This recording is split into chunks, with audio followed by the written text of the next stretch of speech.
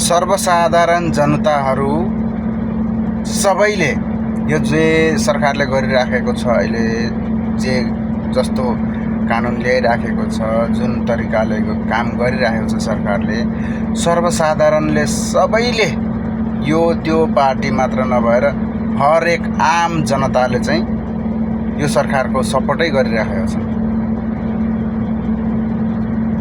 अनि दुई तीनवटा पार्टीकाहरू चाहिँ हारेको, त्यो चुनावमा हारेको रिस पोखेको हो वा जनताबाट बहिष्कृत भयौँ हामी भनेर रुवाबासी चलाएको हो कि के हो, यसो गरो उसो गरो, सरकारले यो गरो, सरकारले त्यो गरो,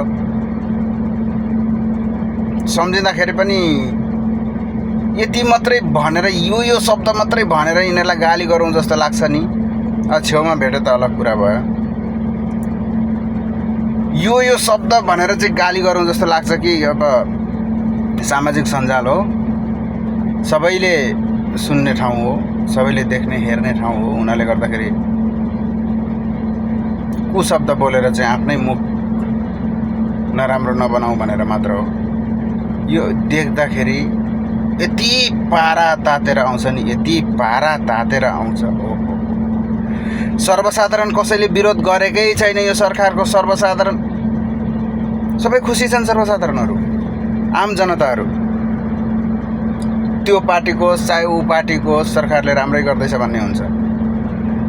अझैसम्म पनि खोइ कुनै पार्टीकोहरू चाहिँ पानी माथिको ओबानो हुन चाहने, यो भएर त्यो भयो, त्यो भएर यो यस दिमाग तातेर आउँछ। नजिकै भए पनि चिमटेर कान सान चुडाइदिनु जस्तो नि।